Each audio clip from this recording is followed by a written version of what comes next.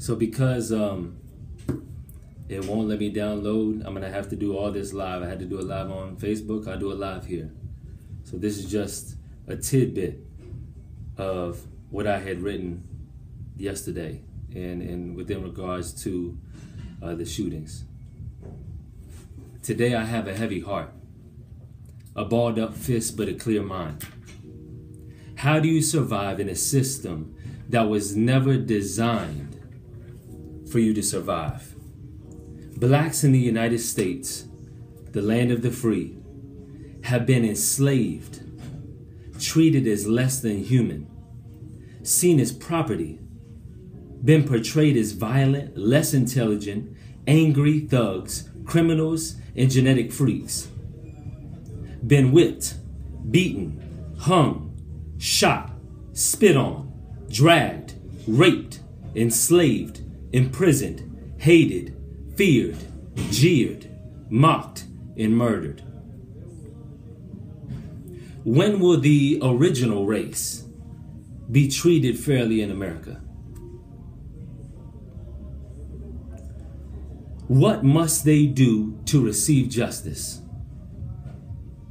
Must they entertain you by playing sports? Do they need to live in less than acceptable living conditions? Must they grow up without a father? Must their mother work 2 jobs?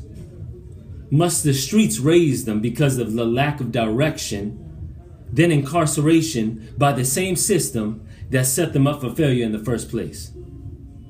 Do they need to give you their money, dress in your clothes, buy your car, speak your language to be accepted? If not these, then what? Must all of them die before love and appreciation is found? If you don't think I speak fairly, just listen. Please hear the history. From 1440 to 1860, the transatlantic slave trade, the largest movement of people in history, between 10 and 15 million Africans were transported through the Middle Passage in despicable, inhumane conditions. In total, as many as 60 million Africans were taken from their homes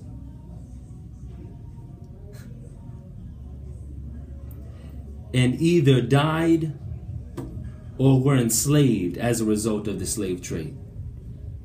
Fast forward now to 1787 and the 3/5 Compromise, where blacks are considered less than human, less than whites, and not even for the sake of recognizing them as equals.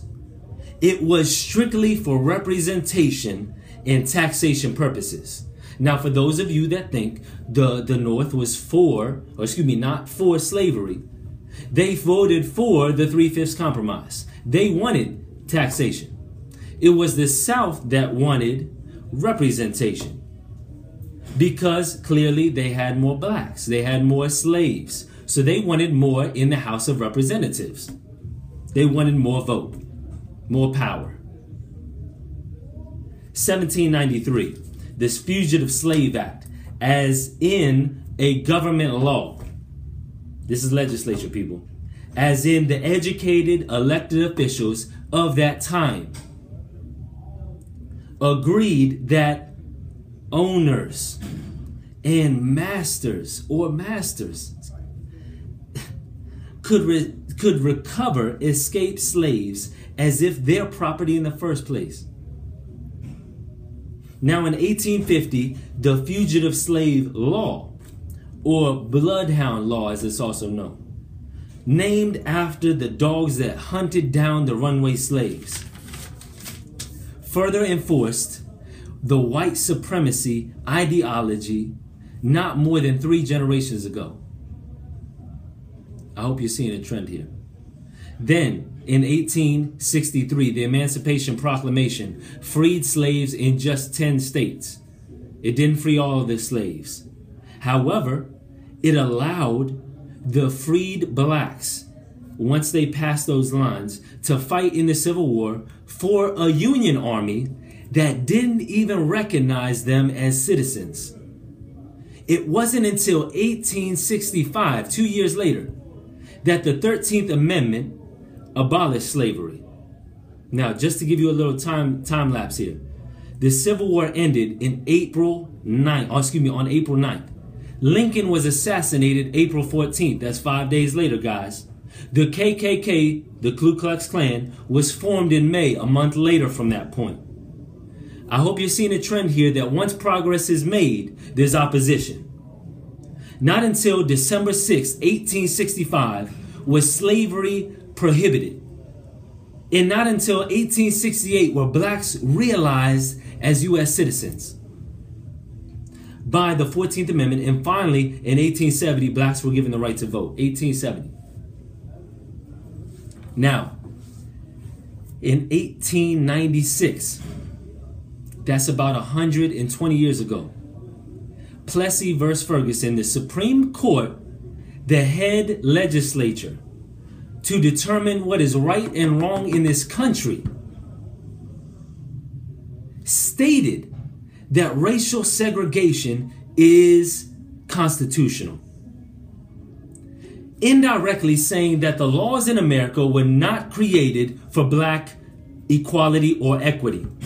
That's just 3 generations ago. 2, if you live a long life. But at this rate, I'm not sure that was probably like 3 generations for blacks. 1909, the NAACP, the National Association for the Advancement of Colored People, is founded by, check this out, black and white intellectuals, led by W.E.B. Du Bois. Now, I'm not saying that all whites are bad. If you did not recognize, I'm white. I'm not saying all whites are racist or against blacks. Not by any means. I'm not saying that all cops are white. I'm not saying that all cops are corrupt. I'm not saying that. But I am saying blacks are a target. I am saying that white supremacy is still very, very real in America right now. 1948. Although blacks have been in every major U.S. war, it wasn't until 68 years ago, that's not long ago, that we had integrated armed forces. Now check this out. And I'm going to try not to curse. Those of you that use the term, all lives matter, God bless your sweet little heart.